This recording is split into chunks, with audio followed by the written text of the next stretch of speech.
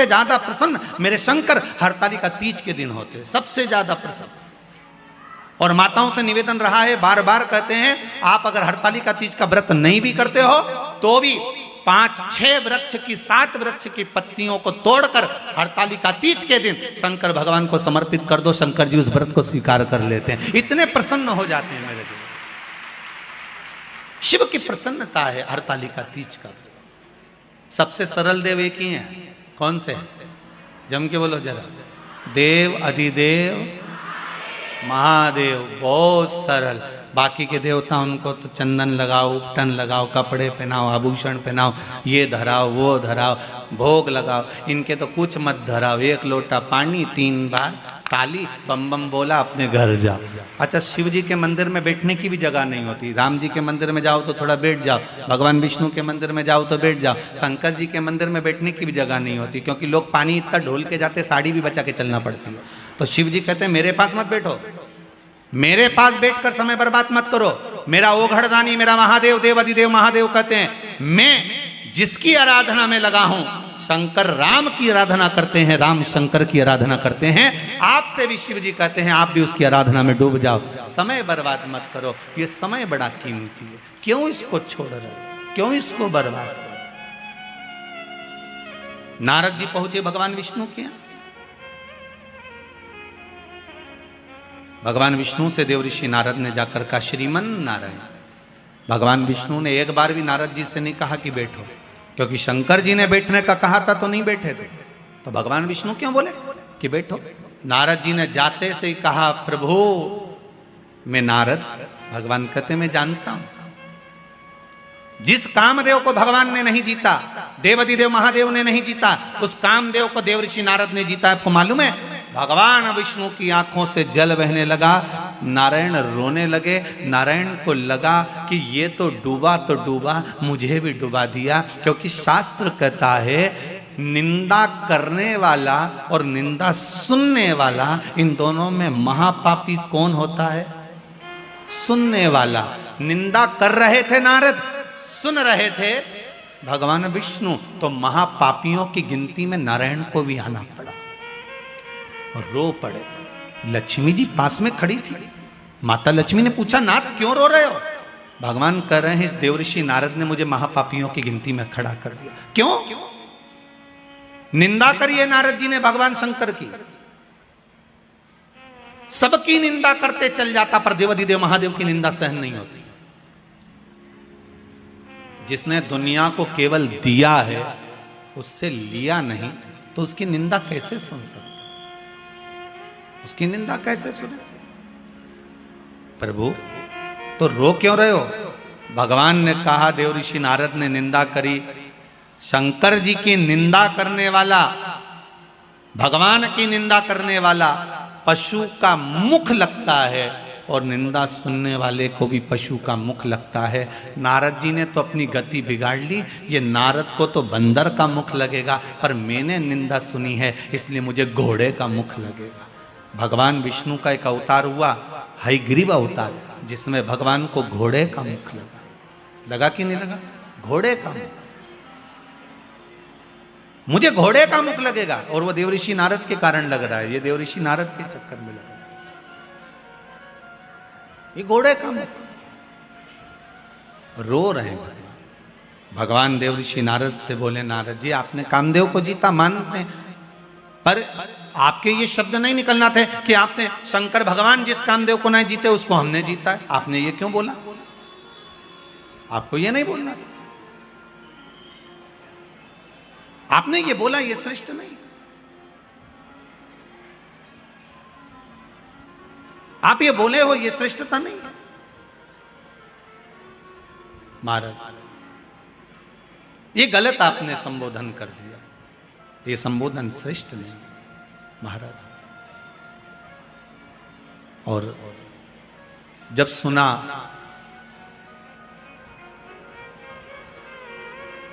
जब श्रवण किया, हमारे बीच में आदरणीय संत महोदय का आगमन हुआ है। एक बार जोरदार ताली बजाकर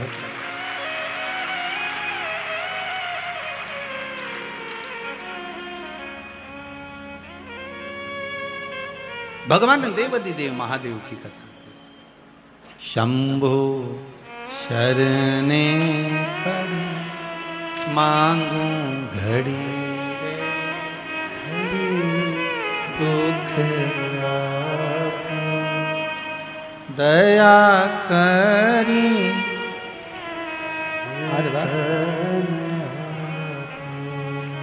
दया करी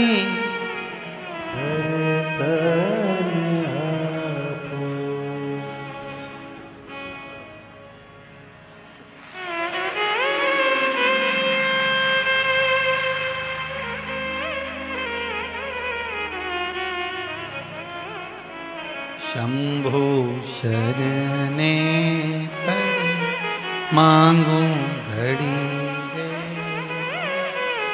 दुख दया करी निदर्श दया करी निदर्श। हर हर महा भगवान शिव की कथा कर रही है, ओगड़दानी शंभू की कथा कर रही है। देवर्षि नारद के शब्द सुनकर भगवान विष्णु की आंख में जल भर गए। नारद, अपनी गति तो बिगाड़ी बिगाड़ी, मेरी भी गति आपने बिगाड़ दी। और देवर्षि नारद रास्ते में से गए, वहां एक कन्या के स्वयंवर में पहुंच गए। सील निधि राजा की कन्या का स्वयंवर था, वहीं पर भगवान से रूप मांगा, बंदर का मुख लग गया और देवर्षि नारद का अभिमान टूटा।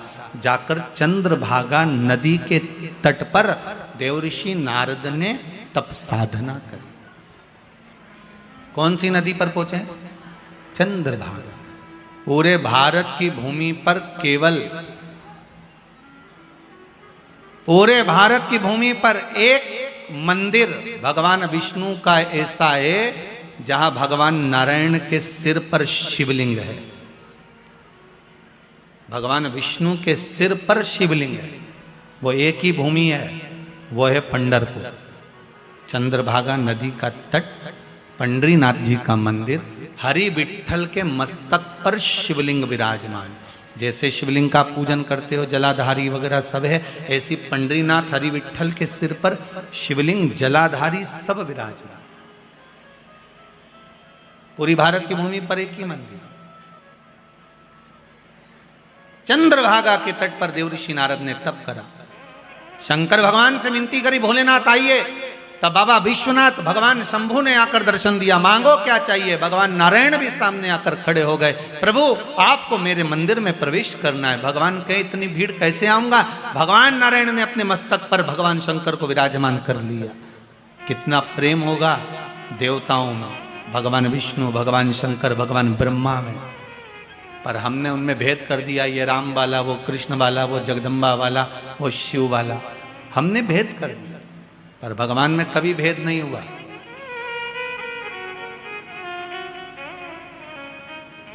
भगवान में कभी भेद नहीं। ब्रह्मा विष्णु सदा जानत। ध्यान दीजिएगा, यहाँ शब्द लिखा है, जिनके मन में भेद होता है वो नहीं जान सकते कि ये तीनों एक है। ब्रह्मा विष्णु सदा जानत प्रणवक्षर के ओम अक्षर के यह तीनों एका ओम हर हर हर महादेव। भगवान एक, ना भगवान विष्णु अलग है, ना भगवान ब्रह्मा अलग है, ना भगवान शिव अलग है, तीनों एक है। तीनों में कोई विषमता नहीं है। बस हमारी दृष्टि का भेद हो सकता है।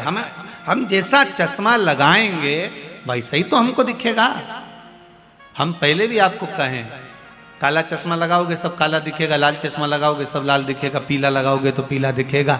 कामी को कामी नजर आता है, अहंकारी को अहंकारी नजर आता है, तृष्णावान को तृष्णावान नजर आता है, साहूकार को साहूकार नजर आता है, बेईमान को बेईमान नजर आता है, ईमानदार को ईमानदार नजर आता है, धर्मात्मा को धर्मात्मा नजर आता है, पुण्यात्मा को पुण्यात्मा नजर आता है, संत को संत, भगवंत को भगवंत नजर आता है, साधु को सब साधु नजर आते हैं। आपकी दृष्टि जैसी होगी सामने की सृष्टि वैसी ही नजर आएगी। संत तुकाराम जी को रात्रि में नींद नहीं आ रही थी, दरवाजे के बाहर जाकर बैठ गए थे।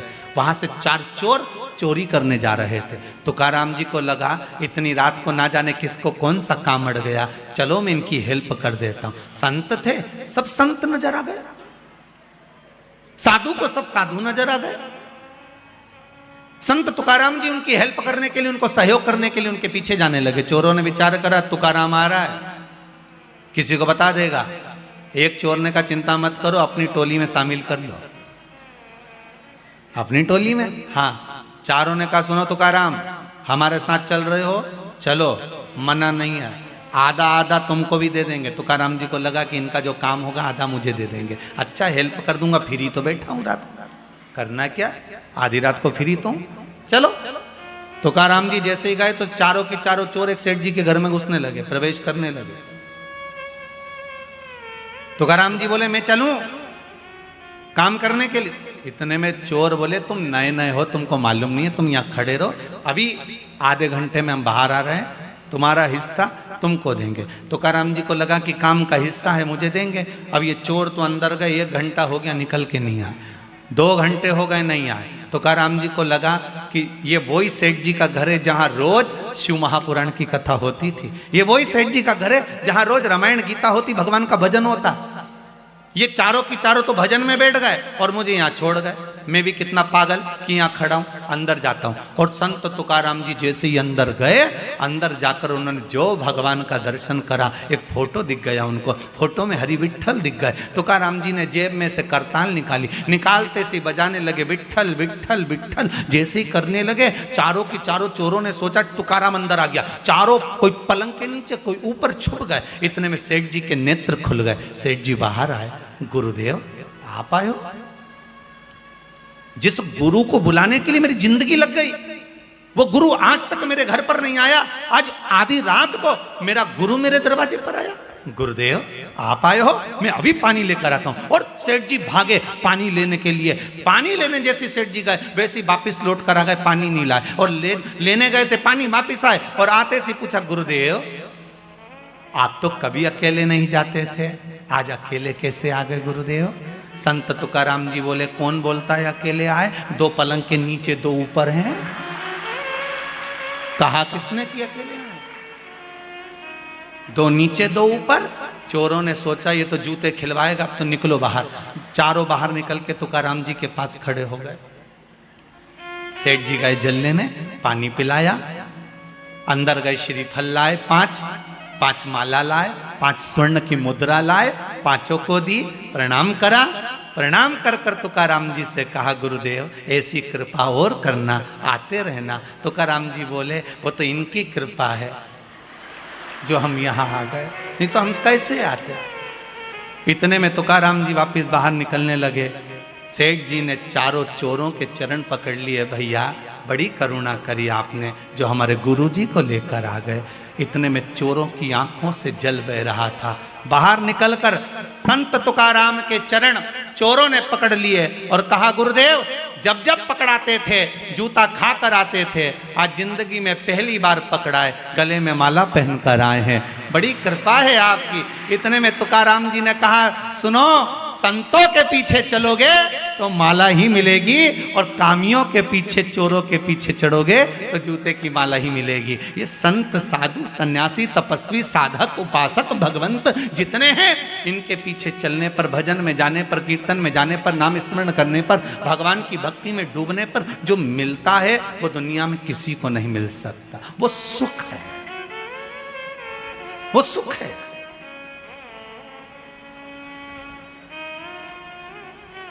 वो सुख कहीं नहीं मिल सकता। मैं कहने में पीछे नहीं हटूंगा। आदरणीय श्री कैलाश जी विजयवर्गीय जी विराजमान हैं।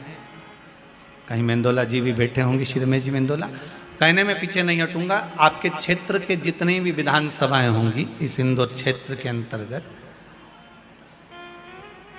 कहीं भोजन भंडारे और कथा भागवत इतनी होती कि नहीं होती, वैसे तो बहुत कम सुनने को मिलती है, पर आपका जो क्षेत्र है, जिस क्षेत्र के अंतर्गत कथा चल रही है, इस क्षेत्र के अंतर्गत जिस व्यक्ति से पूछो वो एक ही बात कहता है कि हमारे क्षेत्र के जो विधायक हैं और आदरणीय कैलाश जी हैं या रमेश, अच्छा एक बात और बड़े प्रेम से बोलते हैं, दादा हैं तो वो जो कथा करवाते हैं, जो कथा के बाद में या अन्य समय पर कथा नहीं भी होती, भोजन भंडारे जो होते हैं बड़े सादगी पूर्ण होते हैं।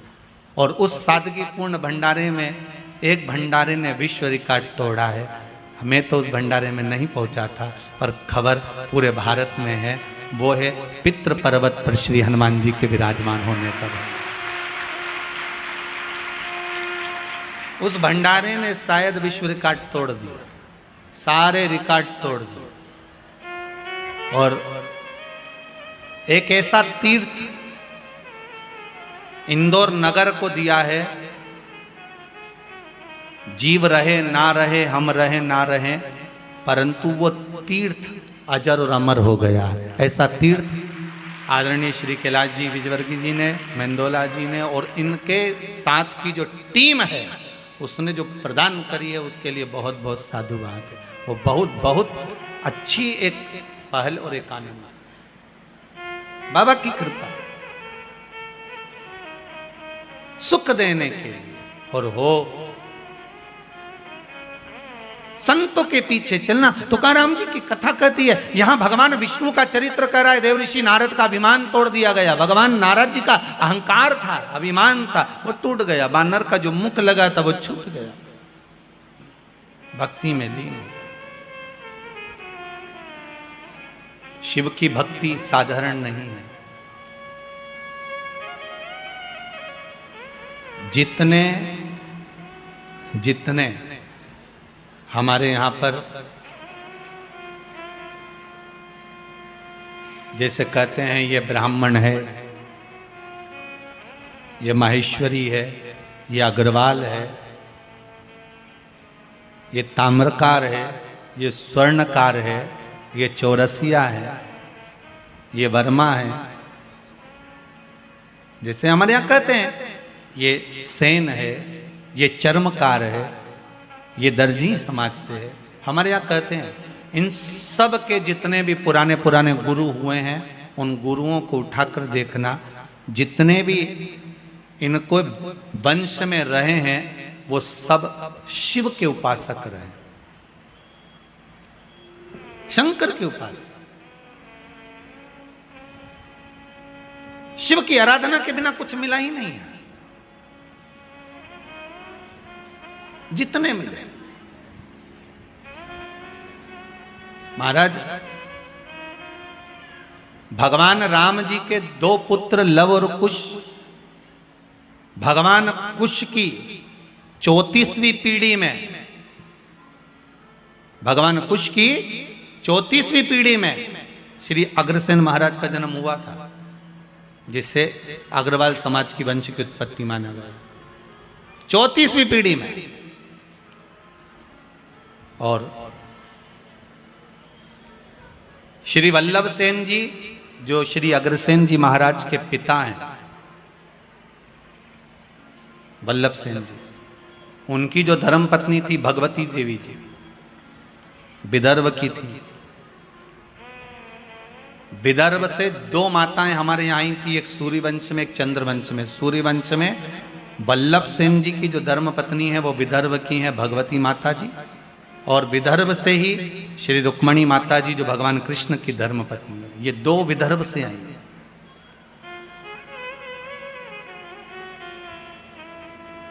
सिरसा हरियाणा से, प्रतापगढ़ हिसार से ये अग्रसेन महाराज जी के पिता वल्लभ सेन जी निवास करते थे, और उनने उनके जो विवाह संबंध हुआ था वो भगवती देवी जी से हुआ था। तो भगवती देवी जी जो विदर्भ से आई थी, उनके मन में एक भाव जागृत हो गया था कि मैं सूर्यवंश की बहू हूं, राम जी के वंश में 34वीं पीढ़ी में, कुश के अंतर्गत 34वीं पीढ़ी में हमारा जन्म हुआ है, हम यहां आए हैं, क्यों ना राम जैसा पुत्र मेरे घर में उत्पन्न होना चाहिए। तो उन्होंने बल्लभ सेन जी से निवेदन करा था कि मेरे गर्भ से जो संतान हो वो भगवान की भजन करने वाली और जगत का कल्याण करने वाली हो, ऐसी कोई संतान हो। तो भगवती देवी जी ने जब अपने पति वल्लभ सेन जी से निवेदन करा तो वल्लभ सेन जी ने कहा एक काम करना, शिव की आराधना करना, शंकर का भजन करना। और वल्लभ सेन और माता भगवती देवी ने दोनों ने जब शंकर की आराधना करी, स्वयं शंकर भगवान ने आकर कहा कि तुम्हारे गर्भ में जो बालक होगा वो राम जैसा ही कीर्तिवान होगा, कोई साधारण नहीं हो सकता। और मां भगवती के गर्भ से जो बालक हुए वो अग्रसेन जी हुए। और एक बात का स्मरण आपके जीवन में रहे, जैसे मां अहिल्या ने हर पल, माता अहिल्या हर पल शंकर जी को साथ लेकर चलती थी, ऐसे ही अग्रसेन महाराज जब जब किसी काम से, जैसे हिसार के अंतर्गत जब पानी नहीं गिरा तो उन्होंने शंकर का अनुमोदन करा और शिव भगवान प्रकट होकर उनके लिए जल वृष्टि कर गए।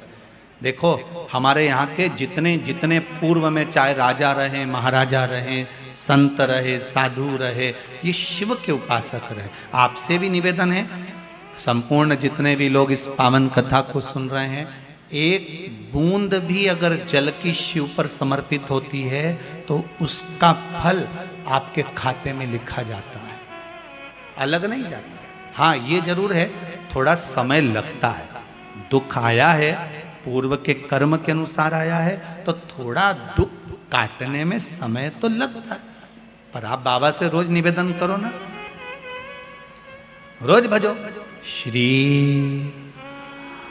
शिवाय नमस्तुभ्यं, श्री शिवाय नमस्तुभ्यं, श्री शिवाय नमस्तुभ्यं।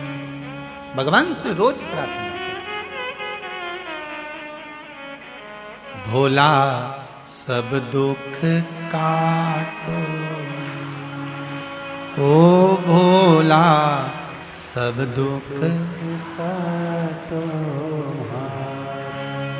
शिव शंकर जपूं तेरी माला, भोले बाबा जपूं तेरी माला, भोला सब दुख काटो, ओ भोला सब दुख काटो। भगवान देवर्षि नारद का अहंकार गया, समय आया, ब्रह्मदेव से भगवान नारायण ने कहा ब्रह्मा जी आप सृष्टि की लीला आगे बढ़ाओ। ब्रह्मा जी सृष्टि की लीला आगे बढ़ाने वाले थे, तो ब्रह्मा जी के मन में एक भाव उत्पन्न हो गया। ब्रह्मा जी ने कहा, देवाधिदेव महादेव के लिए संशय उत्पन्न हुआ ब्रह्मा जी के मन में, और भगवान विष्णु से कहा कि प्रभु, भगवान नारायण से कहा ब्रह्मा जी ने कि मैं आपका पुत्र हूं, पर हे नारायण आपके पिता का नाम क्या है? भगवान विष्णु ने कहा मेरे पिता शिव है, शंकर। शिव महापुराण में लिखा है, लिंग पुराण के अंतर्गत वर्णन आता है, नर्मदा पुराण में वर्णन आता है, शंकर भगवान ने अपनी जंगा और हस्त कमल पर अमृत का छींटा दिया था। जब देवता अमृत भाग लेकर आए थे तो वो अमृत का छींटा दिया, और ये अमृत कोई एक बार प्रकट नहीं हुआ है, ये अमृत कई बार प्रकट हुआ। उस अमृत के छींटे से उतार कर एक पुरुष की उत्पत्ति हुई थी, वो भगवान विष्णु थे। ये शिव महापुराण में लिखा है। भगवान विष्णु ने अपने शरीर पर जल का सिंचन करा था, चारों तरफ जल जल कर दिया था, उस पर आयन करने के कारण भगवान का नाम नारायण पड़ गया। ये शिव महापुराण कहते हैं। तो भगवान विष्णु ने कहा मेरे पिता शंकर, भगवान शिव। आपके पिता शंकर? हाँ। शिव कैसे हैं?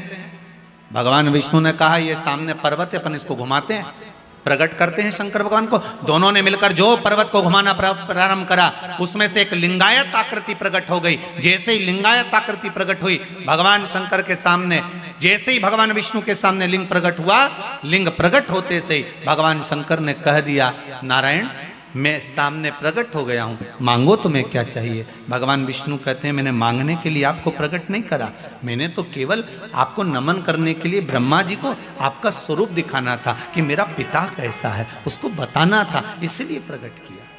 अच्छा, हाँ,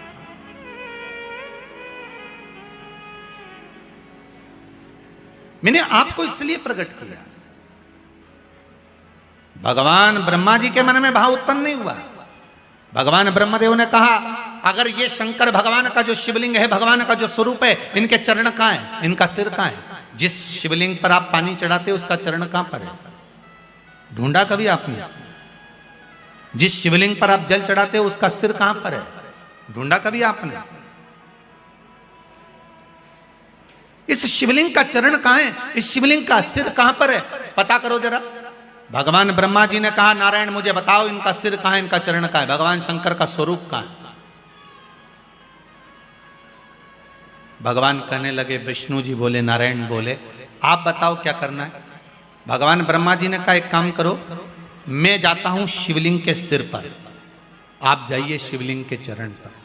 पता करना है कि भगवान शंकर के चरण कहां हैं और सिर कहां है। भगवान विष्णु ने मना करा, मैं जानता हूं चरण नहीं मिलेंगे, ना सिर मिलेगा ना चरण मिलेंगे, पर नहीं माने, चले गए, जाते गए, जाते गए, जाते गए। भगवान नारायण पाताल में जाते गए और भगवान ब्रह्मा आकाश में जाते गए। शिवलिंग बढ़ता चले गया, ब्रह्मा जी को शिवलिंग का छोर नहीं मिला। अंत में ब्रह्मा जी हार गए। सामने केतकी का पुष्प मिला, केतकी के फूल को ब्रह्मा जी ने उठा लिया। उठाकर ब्रह्मदेव ने बोला, एक केतकी के फूल पुष्प, तुम मेरे साथ नीचे चलो, भगवान विष्णु के सामने जाकर कह देना ब्रह्मा जी को भगवान शंकर का सिर मिल गया। केतकी का फूल बोला, मैं काय को झूठ बोलूं? व्यक्ति झूठ जब बोलता है जब उसका कोई फायदा होता है, और एक झूठ अगर व्यक्ति ने बोल लिया तो उसको फिर झूठ पर झूठ बोलना पड़ता है। जैसे बटन लगाते ना लोग बात, हमारे पास तो बटन वाली शर्ट भी नहीं तो बता देते, हमारे पास तो बद्दी वाली है। बटन जो लगाते हैं ना, एक बटन अगर गड़बड़ लग गई है तो पूरी शर्ट की डिजाइन बिगड़ गई है। एक झूठ अगर गड़बड़ बोल दिया है तो तुम्हारी जिंदगी की भी डिजाइन गड़बड़ हो गई है, ध्यान रख लेना। इसलिए बटन सही लगे, एक बटन गड़बड़ है तो दूसरी भी गड़बड़ लगेगी, दूसरी गड़बड़ है तो तीसरी भी गड़बड़ लगेगी, तीसरी है तो चौथी भी गड़बड़ लगेगी। इसलिए सही बटन लगाओ, झूठ पर मत जाओ। राम नाम जम के तो बोलो, राम नाम सत्य है, सत्य को जीवन में उतारने का प्रयास करिए। सबसे ज्यादा प्रिय शंकर जी को सत्य ही है, बोलो सत्य। पर आज के जमाने में सत्य बोल दो तो लोगों को बुरा लग जाए। गुरु जी सत्य बोल दो, सत्य है। केतकी के फूल ने कहा, मेरा भला क्या होगा अगर मैं झूठ बोलूंगा तो? भगवान ब्रह्मा जी ने कहा, सारे देवताओं पर तुझे चढ़वाऊंगा, सुगंधित बनाकर रखूंगा, चल। केतकी मान गई। आगे चले तो सामने से गौ माता निकल कर जा रही थी। गाय को देखा, ब्रह्मा जी ने कहा, गौ माता रुको तो, इधर आओ। गौ माता आई। ब्रह्मा क्या बात है? गौ माता जी ने कहा, ब्रह्मा जी बोले, तुम हमारे साथ चलकर नीचे एक बार भगवान विष्णु के सामने कह दो कि ब्रह्मा जी को सिर मिल गया, शिवलिंग का सिर मिल गया ब्रह्मा जी को, आप चलकर कह दो। गौ माता ने कहा, मेरा फायदा क्या है? ब्रह्मा जी बोले, घर में सबसे पहली रोटी बनेगी तो तुम्हारे को दी जाएगी। व्यक्ति का फायदा होता है तब वो झूठ बोलता है। गौ माता ने झूठ कह दिया, ठीक है चलो। ब्रह्मा जी नीचे आए। भगवान विष्णु ने पूछा, ब्रह्मदेव आपको भगवान शंकर का सिर मिल गया? ब्रह्मा जी बोले, नारायण पहले आप बताओ कि आपको भगवान के चरण मिल गए? भगवान विष्णु ने पहला ही शब्द सत्य का बोल दिया कि मुझे शंकर भगवान के चरण नहीं मिले। अब एक बार सत्य बोल दिया तो फिर झूठ बोलने की बात ही नहीं। जिस दिन शंकर भगवान ने भगवान ब्रह्मा के सामने, शिवजी के सामने सत्य बोला था, उस दिन से भगवान विष्णु का नाम सत्य नारायण पड़ गया। क्या नाम पड़ा? सत्य नारायण। अब पूछोगे गुरुजी ये कथा कहाँ से ली है कि भगवान विष्णु का नाम सत्यनारायण पड़ा? तो स्कंद पुराण में सत्यनारायण जी की कथा को निकालना, उसमें लिखा है भगवान नारायण ने एक बार सत्य कहा था भगवान शंकर जी के सामने कि मुझे चरण नहीं मिला, तो भगवान विष्णु का नाम सत्यनारायण पड़ गया। अब भगवान विष्णु ने कहा ब्रह्मदेव आपको शंकर भगवान का सिर मिल गया? ब्रह्मा जी बोले हाँ मिल गया। ना मानो तो केतकी के फूल से पूछो। जब तुम सत्य बोल रहे हो तो प्रमाण देने की जरूरत क्या? सत्य को प्रमाण चाहिए क्या? नहीं। प्रमाण किसको चाहिए? असत्य को। असत्य को प्रमाण।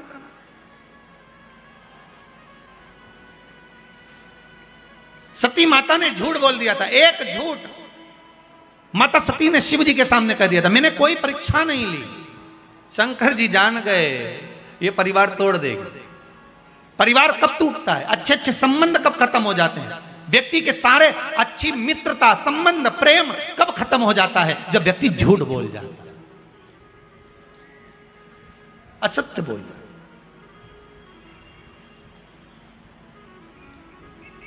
केवल एक झूठ के चक्कर में माता सती ने अपना पूरा परिवार नष्ट कर लिया, शिव के करीब नहीं जा पाया। एक झूठ ने सती माता को शिव से दूर कर दिया।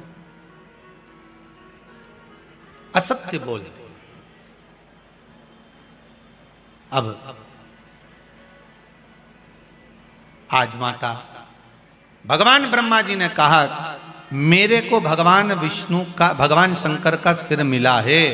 शिवलिंग में से आकाशवाणी हो गई ये ब्रह्मा झूठ बोल रहा है, झूठ बोल रहा है। ब्रह्मा जी बोले आकाशवाणी झूठी है, ना मानो तो केतकी के फूल से पूछ लो। भगवान विष्णु ने केतकी के फूल को हाथ में लिया और पूछा बोल केतकी क्या ब्रह्मा जी को सिर मिल गया शंकर भगवान का? केतकी का फूल बोला हाँ ब्रह्मा जी को भगवान शंकर का सिर मिल गया। भगवान शिव जी की आकाशवाणी हो गई केतकी के पुष्प। तू झूठ बोल रहा है? हे केतकी के पुष्प, मैं तुझे श्राप देता हूं, सारे देवताओं पर तू चढ़ेगा पर शंकर पर कभी नहीं चढ़ेगा।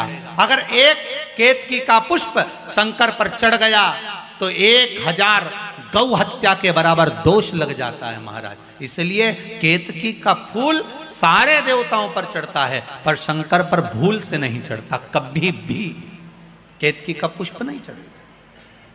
मैं तुझे श्राप देता हूं कि तू मुझ पर कभी नहीं चढ़ सकता। 1000 गौ हत्या के बराबर दोष है केतकी का फूल अगर शिव पर चढ़ जाए। ब्रह्मा जी बोले आकाशवाणी झूठी है, ना मानो तो आप गौ माता से पूछ लो। बोलो गौ माता क्या भगवान ब्रह्मा को भगवान शंकर का सिर मिल गया? बोलो आप। गौ माता बोली हाँ सिर मिल गया ब्रह्मा जी को भगवान शंकर का। फिर आकाशवाणी हो गई है गौ माता झूठ बोल रही है। भगवान शंकर ने कहा गौ माता तू जगत की मां होकर झूठ बोलती है? मैं तुझे श्राप देता हूं गौ माता, तेरा पूरा शरीर पूजा जाएगा पर तेरा मुख आप पूज्य माना जाएगा। तो झूठ बोली है, तेरा ये मुख आप पूज्य होगा। गाय का पूरा शरीर पूज्य है पर गाय का मुख अपूज्य है। हिंदू धर्म में कन्यादान, वस्त्रदान, अन्नदान, स्वर्णदान, भूमि दान, मुद्रा दान,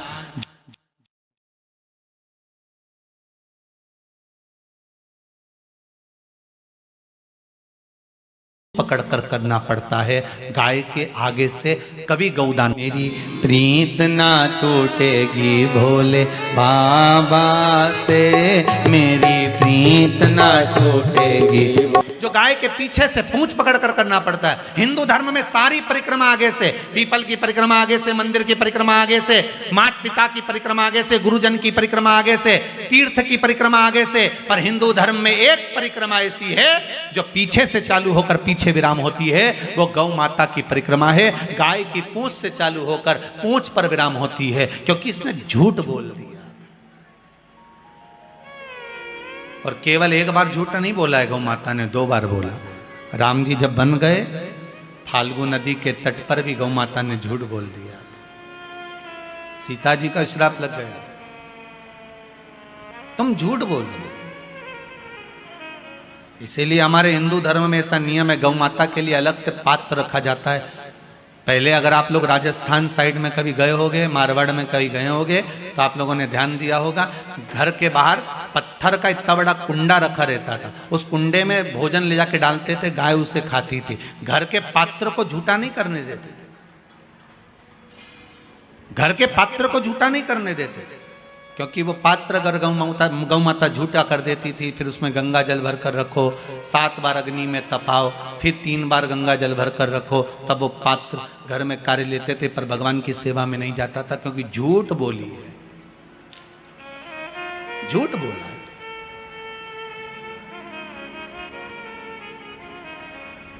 और देखिए वही गौ माता जिसने झूठ बोला, वही गौ माता शंकर से बाद में निवेदन करती है कि दुनिया के लोग मुझे पूछेंगे नहीं, आप कृपा कर दो।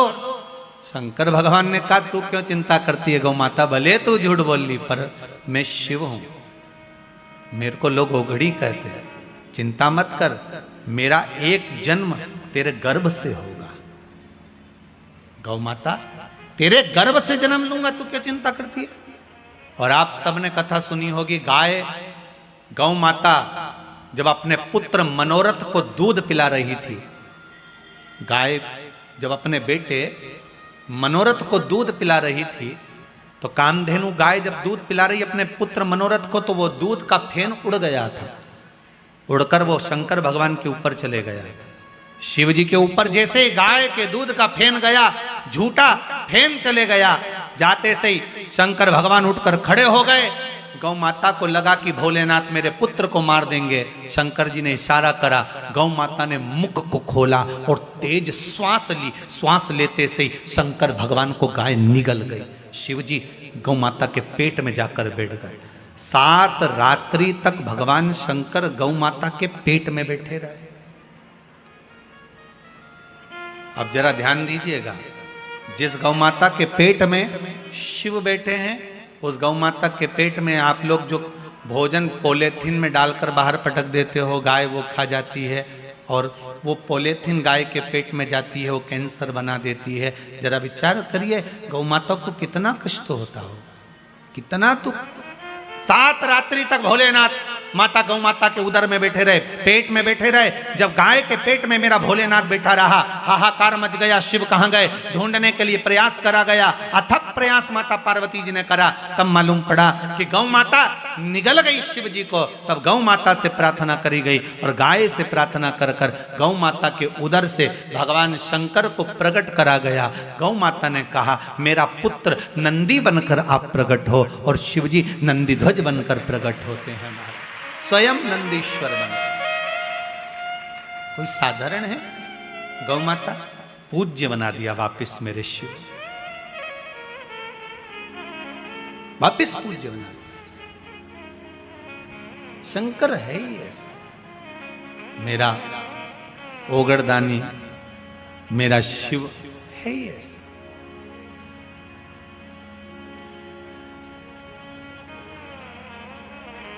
बेलपत्री में ये जो 3 पत्तियां होती हैं, कभी कभी 5 पत्ती की भी बेलपत्र होती है, कभी कभी 6 पत्ती की भी होती है, 4 पत्ती की भी होती है।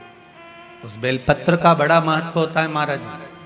4 पत्ती की अगर बेलपत्र मिल जाए तो महाराज, जो लकवे वाला शरीर होता है, जिसके शरीर में लकवा लग जाता है, उस लकवे के शरीर वाले के लिए 4 पत्ती की बेलपत्र शंकर भगवान पर समर्पित कर कर अवधूतेश्वर महादेव के नाम से 7 लोटा पानी, 7 कलश, पीले चंदन का जल शिव जी को चढ़ाया जाता है।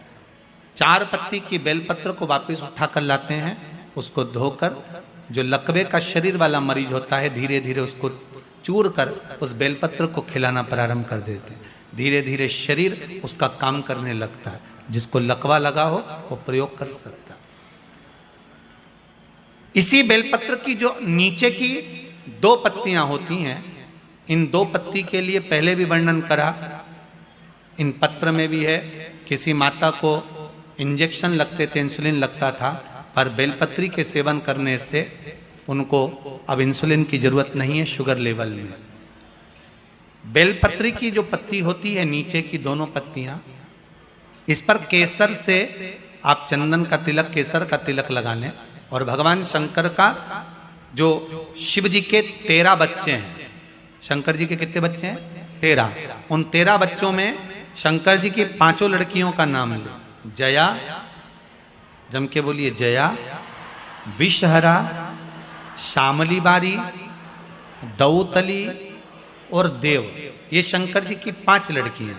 इन 5 लड़कियों का नाम लेकर एक एक बेलपत्र को शिव जी पर समर्पित करना प्रारंभ कर दें।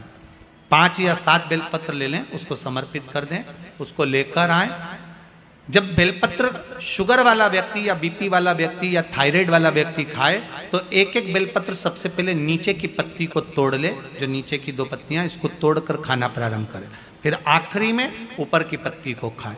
3 दिन लगातार कर कर देखिए, शुगर लेवल में आ जाएगी। अभी तो कथा चल रही है, आज तो दूसरा ही दिन हुआ है, खाकर तो देखो, 4 दिन तो हम भी यहीं हैं, तो शुगर लेवल में आपको मिलेगी। शिव का स्मरण करें। पर शंकर भगवान की 5 लड़कियों के नाम मत भूलना। पहली, जम के बोलो जरा, जया। दूसरी, विषहरा। तीसरी, श्यामली बारी। चौथी, दौतली। और 5वीं, देव। ये शंकर भगवान की 5 लड़कियां हैं जो औषधि का काम करती हैं। शिव जी की ये 5 लड़कियां औषधि प्रदान करती, साधारण नहीं है। और शिव को क्रोध आया और भोलेनाथ जी ने उसी समय भोलेनाथ जी ने अपने चरण का नख तोड़ा और पैर का नख तोड़कर भगवान उस नख को फेंका। काल भैरव प्रकट कर दिए। काल भैरव प्रकट हो गए।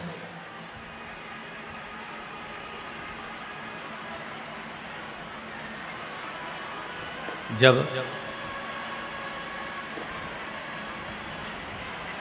काल भैरव प्रकट हुए, भगवान शिव जी ने आदेश दिया कि जाओ, जाकर जिस मुख से ब्रह्मा जी झूठ बोल रहे हैं,